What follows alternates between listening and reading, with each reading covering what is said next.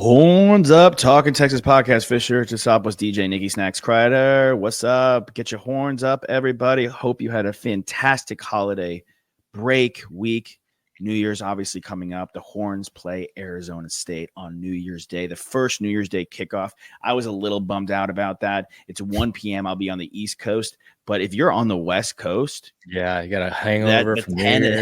Hangover from New Year's 10 a.m. game, like you got to crack open a beer at 10 a.m., like a hair of the dog going on the West Coast. If you're a Horns fan, think about our friends from Hawaii. They're probably not even sleeping. They're probably just raging through. Yeah, 100%. And without a doubt. But we open up against Arizona State, the Sun Devils, in a very exciting matchup. We play Cam Scatavo, one of the best running backs in college football.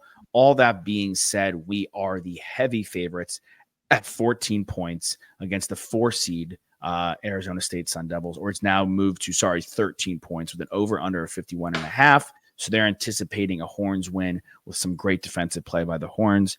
What are your guys' gut checks on this one? How do you feel coming off, playing what was the best quarterback we faced in Cade Klubnik against Clemson at home as we play Arizona State and what could be our new home stadium going forward in Hotlanta this upcoming New Year's Day?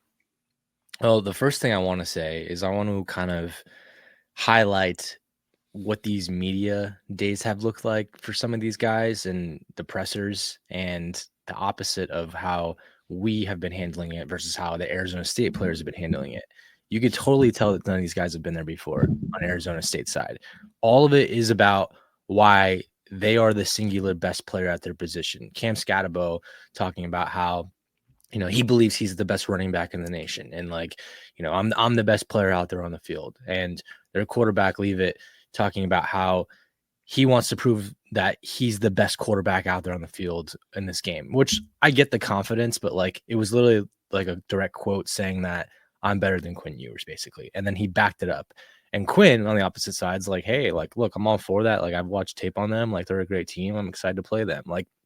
Very mature and political way about going about things. But some of these guys play with such a big chip on their shoulder, and you could tell that it's just this little man syndrome where it's they are trying to come up with validity of why they should be in there. It's you guys are there, you're the number 4 team in this entire dance, you won your conference, you're a good team. You don't have to all play with chips on your shoulder. There's the transfer, the guy who was at Texas who, is I can't wait. They pretty much kicked me off the team. They told me that I won't ever play here, so I might as well just transfer. And it's I mean, look at the guys we're putting in the NFL draft. You're a defensive lineman at the University of Texas. It's we just put 2 guys in the first and second round, and then we have more guys that are about to go in the first and second round, and our next year. Freshman of the year. Yeah, exactly. Yeah. It's do you want them to sugarcoat it for you?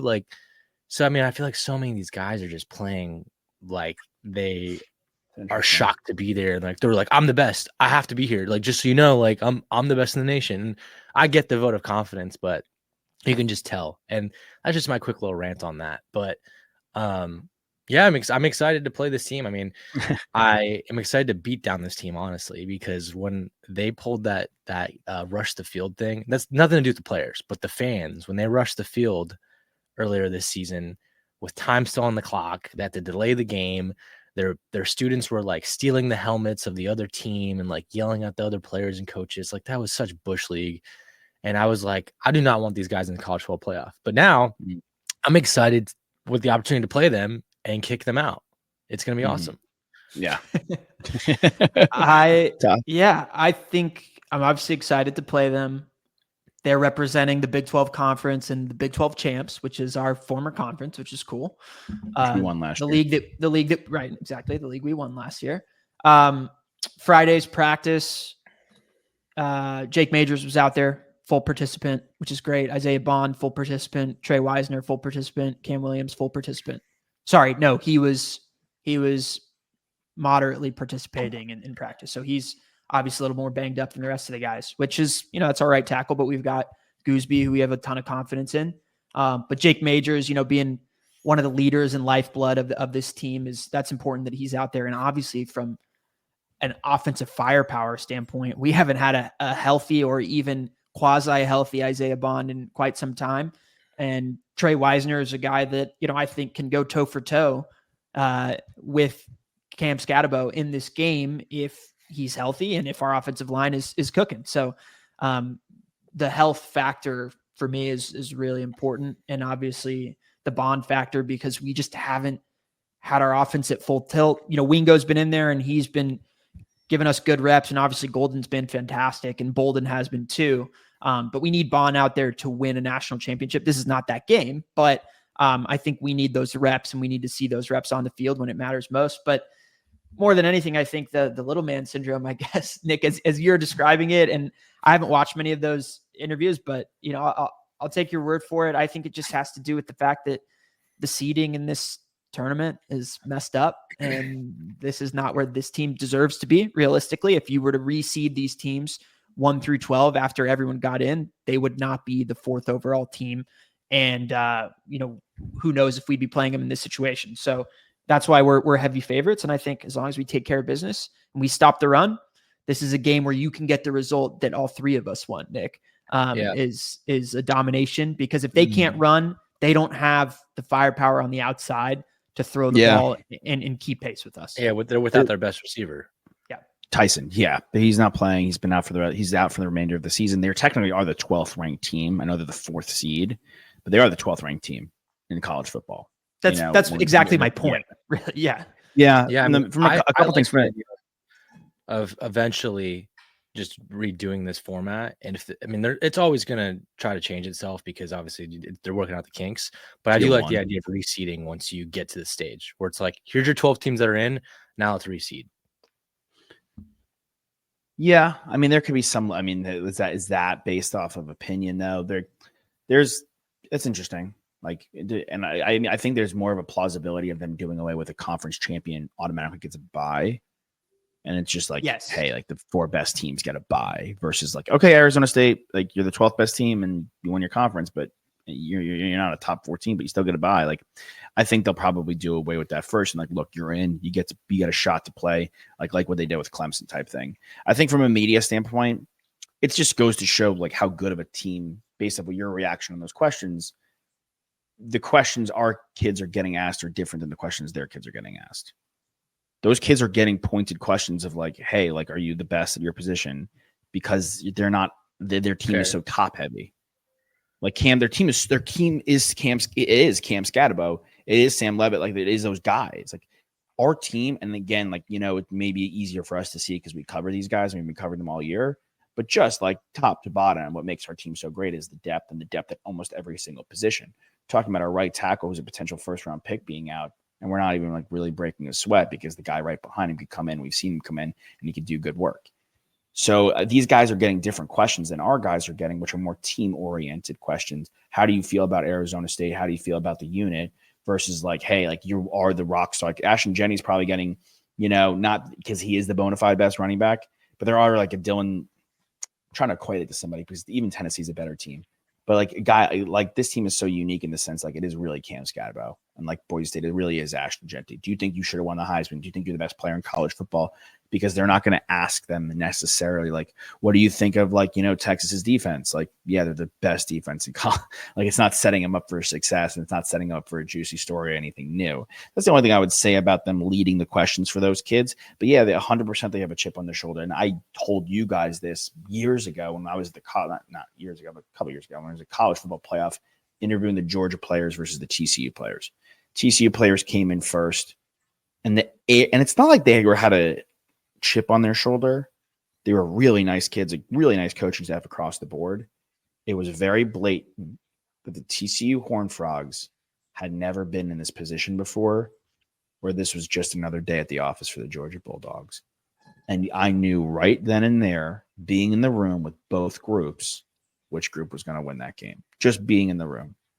Yeah. Well, seeing the size, did you know that it was going to be a massacre like it was? Well, there's a 14 points or whatever. I think it was a 14-point spread. And I thought they were going to cover Georgia. I didn't think it was going to be like a 63-7 game, but you just see the size. And that's the thing in college football. Like we talk about top heaviness, like the sheer size of this Texas Longhorns team on both and both sides of the ball on the line, at the linebacking core, even in the defensive backfield. Like even in, in the tight end, like our tight end's massive and athletic. Like they don't have that level of a playmaker outside of Cam Scatabo. And he's like, he could go into this game with 2 catches, 12 yards, and we win by 15 to 20 points. Like that's a realistic option for us. And Gunnar Helm is like one of our best premier, most athletic players and, biggest, X factors, but he doesn't even have to do that. Like we're talking about Isaiah Bond, Toss is 100% right. But he did say we need Isaiah Bond to win a national championship. We don't need Isaiah Bond to win this game. You know what I'm saying? We don't need it. Like if they don't have they need every piece they got to really have a shot. There's a reason they're the biggest. Again, we are the biggest favorite of the weekend in round 2. And I think that, based off what you're saying about this media, it just goes to show me, like you're saying, they haven't been there before. They have the chip on their shoulder. Chip only goes so far. At the end of the day, size and experience matters. I would say a lot more than the chip on your shoulder. And the Texas Longhorns lead that. And if they shut down the run, this team is absolutely deep fried and smothered in chocolate. It's over. Yum. Yeah, I think we eat. Any team at this point has a way of like manifesting a chip on their shoulder, right? Like, yeah, exactly. Bulletin board material is just that. Like, it's whatever you slap up there and build the story behind. And I think we have that just as much as they do. We've lost 2 games to Georgia. We had the rest of the SEC saying we didn't belong, like that our season this year was a fluke. Like we have plenty of bulletin board material that's going to motivate our guys to go out there and want to dominate this team on the opposite side of us. The thing about again, like the depth is the difference, right? And like, if we can stop Cam Scatabo, like what are they coming at us with? Like what's their next option? And I'm going to be interested to see how creative they get to get other guys involved. You were just watching a former Arizona State alum last night, Sunday Night Football, Jaden Daniels, like why that guy's so good and why so many of the best quarterbacks are so good in the NFL that we watch. Terry McLaurin, he wasn't even looking at Terry McLaurin in that game, his best receiver, because he understood the matchup that AJ Terrell was on him. And Olamide Zacchaeus had 2 touchdowns and like 8 receptions and like 90 yards. He made it work with what he had based off of who he was playing. And that's like another level. It's just there's levels to this. I think it was Cam Jordan had a sack in the Raiders game and he went like this. And they're on the broadcast, we're like, there's levels to this. The technique from Cam Jordan. I was like, I kind of love this. I'm kind of like really, because obviously that guy's played a lot of NFL football. He knows what it was like when he was a rookie and what it's like now as a 12-year vet. And he's still doing what he's doing. Like we have seen the best of college football and what it can offer and what it can challenge you with. And Quinn Ewers, our quarterback, has seen that. This Arizona Sam State, Levitt's a freshman. This Arizona State team, I think they're 53rd in the country on opponents' pass yards per game. There's going to be they're better against the run. There's going to be a real opportunity here for Quinn Ewers to once again raise his stock, find different receivers, make the right read, make the right play, and let his playmakers in space win matchups. And for us, and then to say to the Arizona State Sun Devils, catch pace with us, try and keep up. Because I think we're just in a position where it's not really possible. And even if the game is close in the first half, we'll take this thing closer to the spread in the second half and hopefully beyond that. But it's like we talked about always. It's like limit turnovers, take care of the football, don't make critical mistakes, which I don't think we did in that Clemson game. I think our defense is the one that needs to come around and say, okay, Cade Klubnik balled against us. Again, best quarterback we've seen. But even still, what we know we can do, like we let him get away with a lot of things. And we're not going to let leave it, however you say his name, get away with some of the same stuff. And we're going to really going to shut him down. And we're going to make this thing impossible for him. He's also a freshman. Like, hats off to him for having a heck of a year. Only turned the ball over 5 times. Like, he's a freshman, but this is your chance. Like, does not have a lot of experience. Make it really tough for them. Like you're saying, Toss, like this is our chance to get in his grill and make him try to beat us. With the 53rd ranked pass defense, Quinn, like come in, take over, make it a race, man. Make it a boat race. And like, let's see if they can keep up. And let's see if they can, if he could sling it and keep up with us, kudos to him. He's one of the best freshman QBs, if not the best freshman QB in the nation. And we have to tip our hat to that. And this guy is going to be there for a long time and be the face of this team as they continue to potentially dominate the Big 12. Again, like I just don't think that their level of competition they saw this year is the same level, of course, that Quinn saw in the SEC, even at the bottom of the barrel. So we're better battle tested. Then one weird thing, I'm curious to see how this plays for all these teams. They haven't played a football game it'll be 24 days. More, almost 25. There's got to be some rust, right? Almost 3.5 weeks they haven't played a football game. So I don't know if that's like, hey, we're fully chilling, healthy, and like rested, or it's like we have to like shake something off. Yeah. And if I'd rather be in our position. Oh yeah, one under your belt at home. 100%. Yeah, exactly. In terms of the schedule wise, because I mean, obviously I'd rather be us, but if you're just taking not team by team, just the length of how it's been, how long they've played, I'd rather be in our position because we have had a pretty healthy break, right? We're going to play on Wednesday, and last time we played was on Saturday.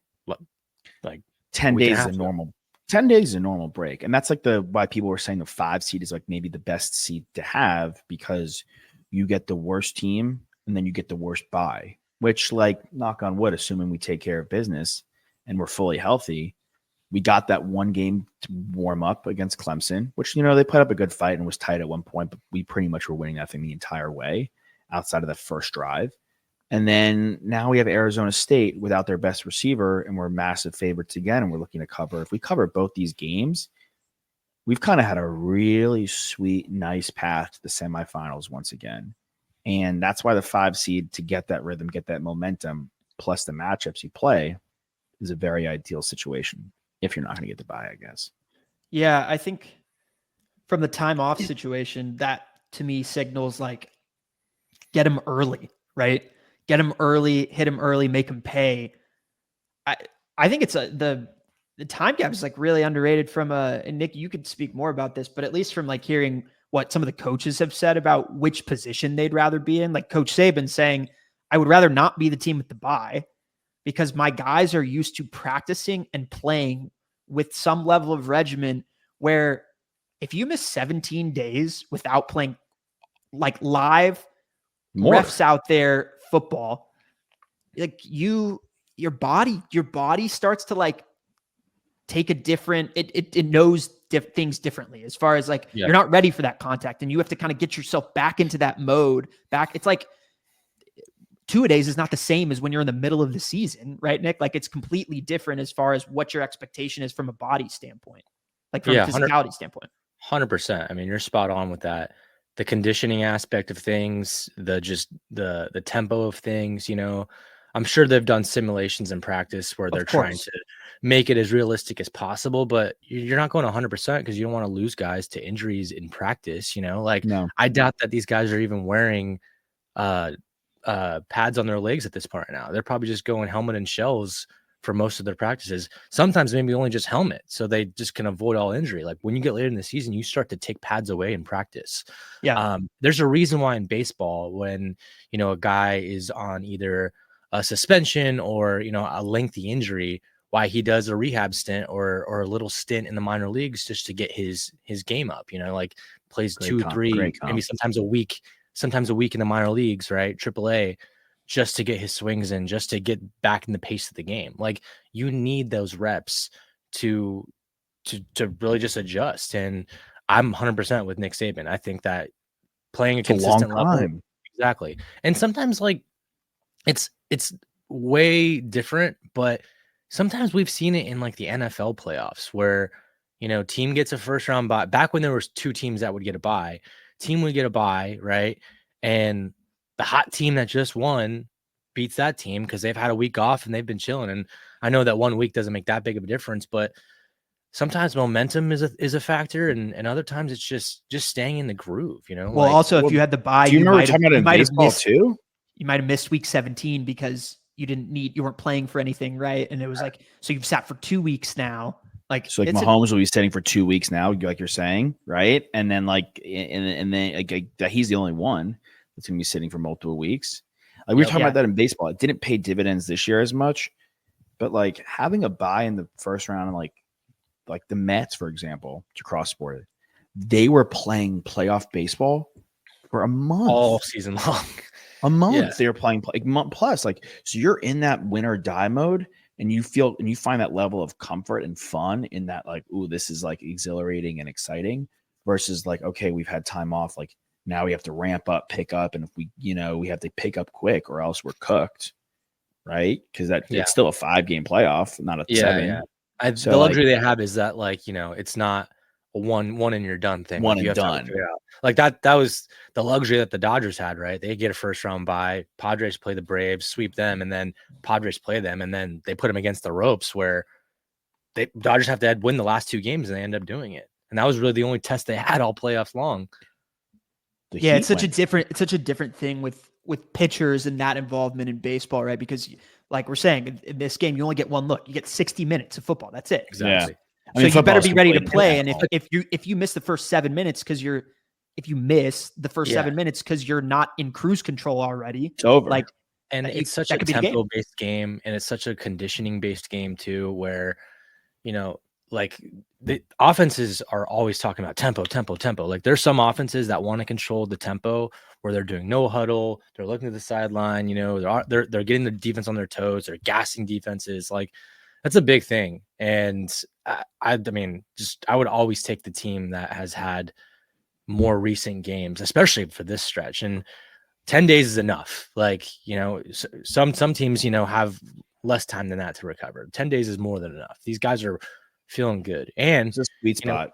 We talk about, getting guys healthy.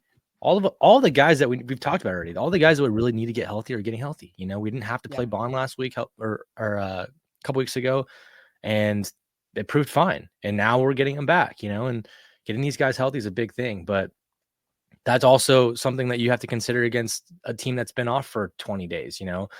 Maybe guys, pull a hammy or they cramp up because they're just not as well prepared for this. It's tough. Well, let's not to mention they're missing for the first half of this game one of their critical pieces on defense because of a suspension. Targeting. For targeting. Not for a suspension, but for targeting. So he will not be out there in the first half. So again, start fast, make him keep up with you, and I think we'll be successful in this game. Yeah, boat race him. Yep. Toss Nick me score predictions. I'm gonna go.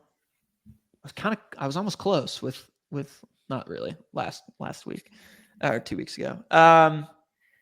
I really, with Bond back there, I think our offense has a different dynamic, and I think even just the idea of him out there and the defense seeing him is something that they'll have to deal with. Just additional window dressing for Sark to kind of operate with, which will open things up in the run game for Gunnar and other playmakers.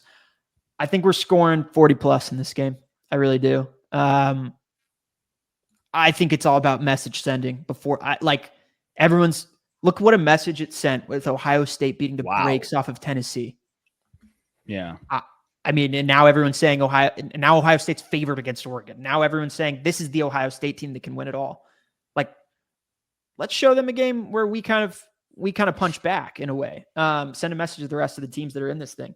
Send a message to whoever comes out of that game alive between Ohio State and Oregon. I am going to say 45 to. Oh, I don't want to be generous to them. I really don't, guys. That was starting to sound generous, my guy. 16. That's Quinn's favorite number, 45. 45 to 16. President Trump.